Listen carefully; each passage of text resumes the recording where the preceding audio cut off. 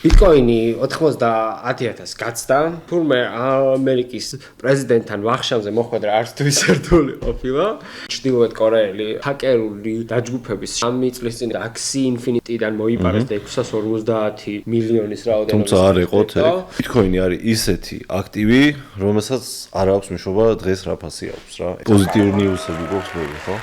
ბევრი ძალიან.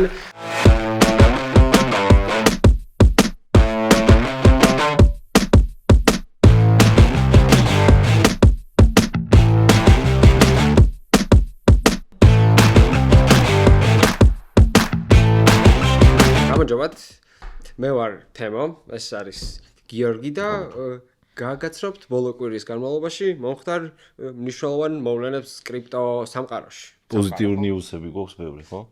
ბევრი ძალიან და პირველი და ყველაზე მნიშვნელოვანი პოზიტიური ნიუსი არის ბიტკოინი 90,000 გაცდა. რამოდენიმე დღეა, მყარად გავართ 93-ზე. ასევე მოგიყვებით ჩრდილოეთ კორეელი ჰაკერების შესახებ, რომლებმაც ახალი საინტერესო გზა მოიფიქრეს, ასე ვთქვათ, კრიპტო დეველოპერების დასაჰაკად. ასევე გაგაცნობთ ტრამპის ქოინის შესახებ, რომ თურმე ამერიკის პრეზიდენტთან ვახშამზე მოხვედრა არც თუ ის ერთული ყოფილა და გესაუბრებით PayPal-ის სტაბილური ქოინის შესახებ, რომელმაც ძალიან საინტერესო, ასე ვთქვათ, სიახლე შემოგთავაზე. კი ბატონო. მაშინ დავიწყოთ ბიტკოინით, ყველაზე პოზიტიური ნიუსით. როგორც ვიცით, კრიპტო ბაზარზე ბიტკოინის ფასი ყოველთვის იყო კატალისტი მთლიანი ბაზრის და ყველა დანარჩენი ქოინის ალტკოინები, ხო? კი ბატონო. ისიც დავნერგოთ რა ლინგვას. კი, კრიპტოის ენები. და მოკლედ, რამოდენიმე დღეა ბიტკოინი უკვე 93,000-ის ირგვლივ ვაჭრობს. სად არიან ჰეითერები, მე მაინტერესებს რიგში. დიდი ჰეითი იყო, რომ რაღაცა ისე დროს გადავდივართ, რომ ვერაფერი ვერ ეშველება კრიპტოს, ბიტკოინის ფასი დავარდება, ETF-დან ფული გადის, მაიკლ სეილორის ლიკვიდაცია მოხდება და მოკლედ ტარიფები დაუყურავს და დღეს ვართ $93,000. დაჟე 93,700-ზე, 94-ს უახლოვდება. აქ საინტერესო არის ის, რომ შემდეგი ასე ვთქვათ ფსიქოლოგიური წინაღობა გვაქვს 95,000-ზე, სანამ 100-მდე მივალთ, 100 არის ასე ვთქვათ გლობალური ფსიქოლოგიური წინაღობა და 95 არის შემდეგი და დიდი იმედი მაქვს რომ ამ წინაღობასაც გავარღვევთ, შემდეგ 100-საც და საერთოდ ასე ვთქვათ გავფრინდებით და დაიწყება აღორძინება. ერთ რაღაცას ვიტყოდი რა. წინა კვირას ბიტკოინი 60 თუ იმის წინ, 80 რაღაცა ფარგლებში იყო რა. ბიტკოინი არის ისეთი აქტივი, რომელსაც არ აქვს მნიშვნელობა დღეს რა ფასი აქვს რა. ეგ არის ყველაზე მნიშვნელოვანი. არ უნდა იყოს ადამიანი უფრო ბედნიერი 93 წლის თუ 80 წლის რა. თუ გზევადიან თუ ყურებ ბიტკოინს. მაშინ რატო ხარ ბედნიერი? არა, ბედნიერი იცი რატო ვარ, იმიტომ რომ ეს ნეგატივი რაც მოდის ხოლმე კრიპტოს მიმართ რა, რაღაც ცუდი ინვესტიცია, ოქრო რო გიყიდა და რაღაცა რა. კი, ოქროც ძალიან კარგი შედეგს დებს, რა თქმა უნდა და მხოლოდ მიხარია ადამიანმა თუ იყიდა ოქრო და შეძლო all time high-ზე გაყიდვა, ძალიან მაგარი არის, მაგრამ გზევადიან პერსპექტივაში ბიტკოინი თავის სიტყვას ყოველთვის იტყვის და ყოველდღიური ცვლილებები არ არის მნიშვნელოვანი რა. დანარჩენი ხო, კი, ვიხარია იმას. ამდენი ოქროს ზოდების თრევაც ჯობია საფულეში გედოს ბიტკოინი ნამდვილად. ნამდვილად. კი ბატონო. აი ამ ხელა ის არის რა ქვია ფლეშკა. ჩააგდებთო? რამდენიც კიდე შეგიძლია გქონდეს. კი, და ერთ-ერთი საინტერესო ასე თქვათ კატალისტი კიდე, ბიტკოინის ფასის ზრდის არის რომ ჩვენ წინა გადაცემებში ვისაუბრეთ რომ ძალიან ბევრი დიდი კომპანიები აქტიურად ყიდულობენ ბიტკოინს და ეს აისახება იმაზეც რომ ბირჟებზე არის ისტორიული ასე თქვათ supply დაბალი მაჩვენებელი შენახული ბიტკოინების, ხო? ამ კომპანიებმა რადგან აქტიურად შეიძინეს ბიტკოინი, ბირჟებზე სავაჭროდ დარჩა ნაკლები და ძალიან ბევრი ბიტკოინი ახლა არის ასე ვთქვათ მიძინებული long term და გრძელვადიანი ინვესტიციისთვის, რაც ზოგადად არის ძალიან კარგი, რადგან ეს კომპანიები ესე მარტივად არ ყიდიან ბიტკოინს და მთელი ასე ვთქვათ პროცესები აქვს ამისთვის, რომ ეს ყველაფერი მოხდეს. გადავიდეთ შემდეგ ნიუსზე. მოკლედ ალბათ ვერს ხსენიათ ამ ჩრდილოეთ კორეელი ჰაკერული დაჯგუფების შესახებ, რომელსაც ქვია ლაზაროს ჯგუფი.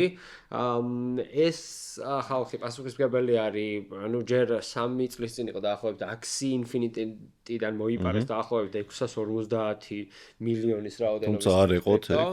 არ ეყოთ ნამდვილად, მე კიდე რაღაცეები მაიმუნეს ბოლოს 1.4 მილიარდი რომელიც Bybit-დან აორთქლა მაგასაც ასე ვთქვათ მიაწერენ ლაზარუსის ჯგუფს და საინტერესო არის ის რომ ეს ორივე დიდი ჰაკი ასე ვთქვათ მოხდა სოციალური ინჟინერიის შედეგად. რა არის სოციალური ინჟინერი? ასე ვთქვათ ადამიანებს რო ეშვია, ხო? დეველოპერები, კრიპტო დეველოპერები განსაკუთრებით არიან ამ ხალხის ძალიან დიდი ტარგეტი. მათ შექმნეს 3 ამერიკული კომპანია და ამ ამერიკული კომპანიებიდან თავაზობენ სამუშაოებს, შედიან კოლებზე დეველოპერებთან და ამ კოლის დროს რაღაც Zoom-ის ლინკი ნოტიფიკაცია ხო Zoom-ის ლინკი რო ჩვენ ვიწერთ კოლს იქ რაღაცას დააჭერ და всё კი ტელეფონი დაგარგული არის შენთან კი არაერთი შემთხვევა ყოფილა ასე რომ თუ მიიღეთ ასე ვთქვათ რაღაცა შემოთავაზება კრიპტო კომპანიიდან და ასე ვთქვათ რაღაცა საერთოდ ჩანს არ გამოჩნდა კოლზე ადამიანი ან რაღაც ზედმეტად კარგი შემოთავაზება აუცილებლად იყავით ფრთხილად დააჭერთ რავით არ ლინკს და ასე ვთქვათ ხო ზუსტად გაგდებენ სტრესულ გარემოში სადაც უცბად შეიძლება არ დაფიქრდე და ლინკს დააჭირო ისეზე რომელსაც არ უნდა დააჭირო ხო ეხლა იქ მარტო როძი ხარ სახში იმ ლინკზე არასოდეს არ დააჭერ მაგრამ იმ გარემოში გიწევს ხო აქ ორი მიმართულება აქვს ერთი ხო თვითონაც მოდიან გასაუბრებაზე და მანდ ერთი ის არის როგორ უნდა ამოიცნო თუ არის ჩრდილოეთ კორეელიო და უნდა უთხრა რომ კიმ იუნგ ილი ხო თუ რა თქვია კიმ ჯონ-უნზე ცუდი თქვიო უნდა უთხრა რა და ეს ლეგენდა არსებობს რომ ვერ არ აქვს უფლება რომ ცუდი თქვან ისე ეშინიათ რომ ცუდი თქვან შეიძლება გაგითიშონ და მოკლედ აღარ გაგრძელონ გასაუბრება საინტერესოა თუ მოვიდა ჩვენთანაც ჩრდილოეთ კორეელი შეგვიძლია ეგ გავწესოთ შევუძლებთ ესე დავიცვათ თავი ასე ვთქვათ და გაგებინოთ რა ხდება კი როგორც ხედავთ, ბიტნეტი გიცავთ ჩრდილოეთ კორეისგან. კი, ლაიფ ჰაკებს გასწავლით. კი ბატონო. ხო და საინტერესო არის ის რომ FBI-მ ამ 3 ასე ვთქვათ shell კომპანიიდან 2 დახურა უკვე.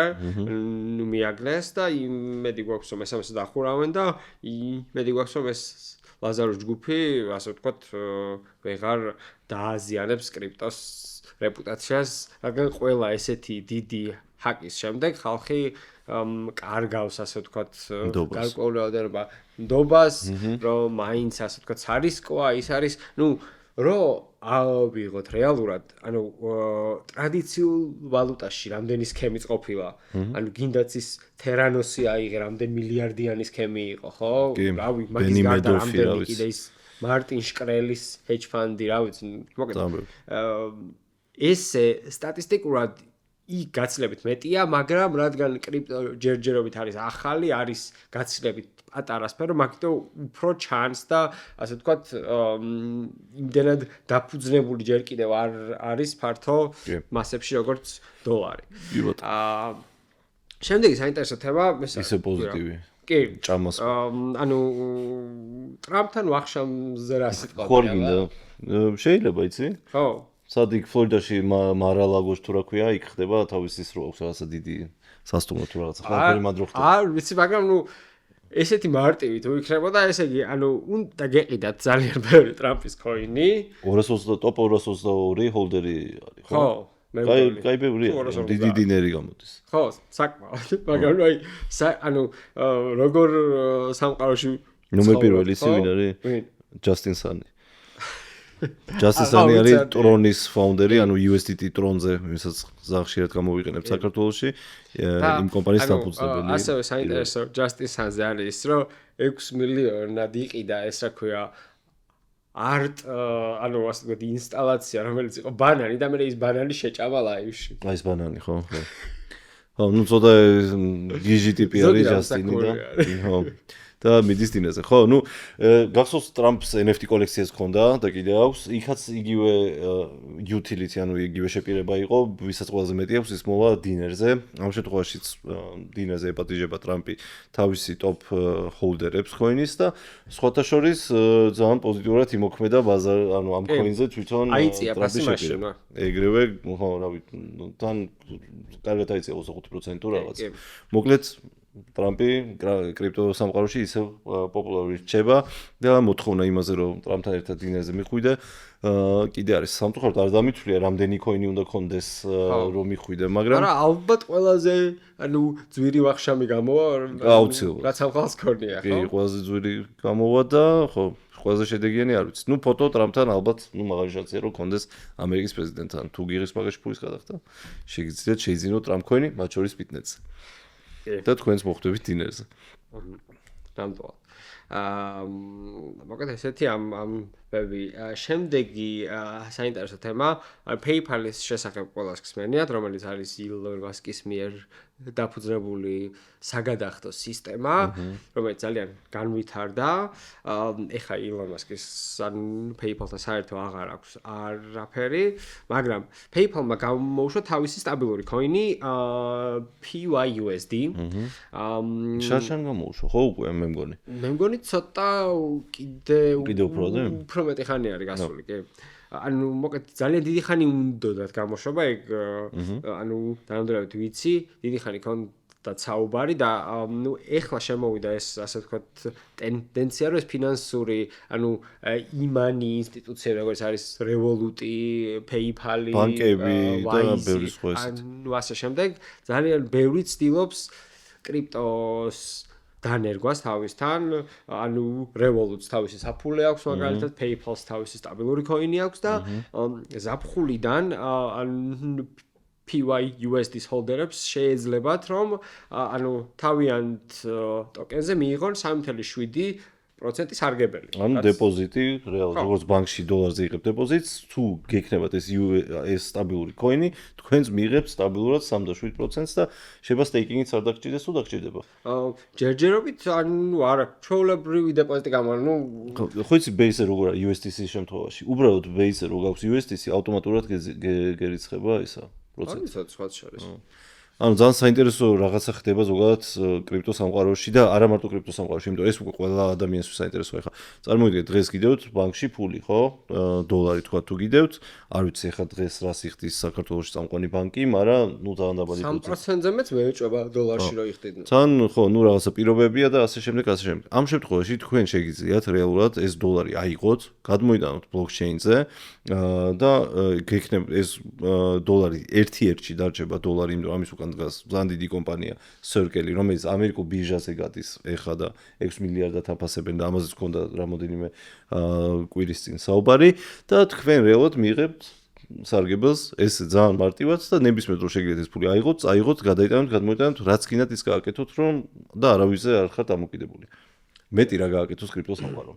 არ ვიცი. ნამდვილად და თუ ანუ ესეთი ალტერნატიული ანუ ფინანსური საინვესტიციო ინსტრუმენტები გაინტერესებთ, აუცილებლად გადახედეთ DeFi-ს, დეცენტრალიზებულ ფინანსებს, რაც ძალიან საინტერესო სფეროა, ძალიან ბევრი საინტერესო შესაძლებლობაა, ასე ვთქვათ, ესეთი staking-ის, დეპოზიტების და ანუ ბევრნაირი სარგებელი შეიძლება რომ მიიღოთ, მაგრამ ანუ ფართო სფეროა, ანუ ძალიან და იცი რა არის საინტერესო ჩემთვის ამ საკითხშიც, ანუ USDT-სგან ჯერ ეგეთ რაღაცებს ვერ ვისმენთ, ხო? ტეზერისგან, რომ რაღაც სარგებელი და რაღაცები თვითონ ტეზერისგან არა. ხო, თვითონ არა. სხვა პროტოკოლები კი, მაგრამ აი აქ უკვე ის ნაწილი თვითონ რო აკეთებს კომპანია, ეგ ხო რას ნიშნავს, რომ PayPal-ი რეალურად ამბობს, მე რაღაც სარგებელი მაქვს და მე მზათვა რომ შენ გაგიყო ეს სარგებელი, ხო? და ტეზერი რომელიც ამას არ აკეთებს და არ გეუბნება რომ ოკეი ვარ, ის ალტერნატივას გთავაზობს უკვე, რომელიც შენთვის უკვე უფრო მოგებიანია. თან PayPal-ი ამერიკაშიც ისა დალისტული კომპანია, ბირჟაზე ივაჭრება, რაღაცა ძალიან დიდი ისტორიით, ხო, ძალიან დიდი ხანია არსებობს და მოდის და ერთ-ერთი პიონერია. კი, გადახდების პიონერი საერთაშორისო ლეველზე და პირველ რიგში ამერიკაში, ხო? და ჩვენთვის ყველასთვის ცნობილი კომპანია. საინტერესო არის Tezers რა რეაქცია ექნება ამ უკვე ბევრ ალტერნატიულ stablecoin-თან მიმართებაში რა გადაწყვეტილებას მიიღებს თუ წავა იგივე გზაზე თუ დარჩება იმ ამბავში როგორც არის. ხო, ანუ ამათი Tezers Plus-ი რეალურად არის რომ ბევრად ალტერნატიული პროდუქტია მაგალითად ოქრო ასე ვთქვათ, ანუ digital gold-ი და ასე შემდეგ და სავარაუდოდ ალბათ უფრო მაგ მიმართულებით ცდილობენ რომ განვითარდნენ და მაგ მიმართულებით ასე ვთქვათ, ანუ შეხედონ, მაგრამ ხო, მაგრამ დიდი ბრძოლა არის სტაბილურ coin-ის ბაზარზე ატეხილი, ბევრი სხვადასხვა კუთხით შემოდის ახალი მოთამაშე და ეს რეალურად ტრამპთანაც არის რაღაც კუთხით დაკავშირებული, იმიტომ რომ რეგულაცია გახდა უფრო გასაგები ყველასთვის და ყველა აკეთებს სტაბილურ coin-ს, ვისაც არის ზარება და კარგ ოფერებს აკეთებს მოხარებლებისთვის. მარტივი გახდა საკმაოდ და ანუ ამის გარდაც ანუ ჩვენ წინაზეც ვახსენეთ რომ წინა SEC-ის heads ანუ ამერიკის მარეგულირებელს ძალიან ბევრი კრიპტოკომპანიასთან ქონდა დაწყებული სასამართლო დავა, მაგრამ ეხლა რასაც ვხედავთ, თითქმის ეს ყველა დავები ჩერდება და ანუ მთავრდება რაღაცა შეთანხმებით, რომ ანუ ყველამ გავაგზავნოთ მუშაობა. ანუ ბიტკოინი 150,000.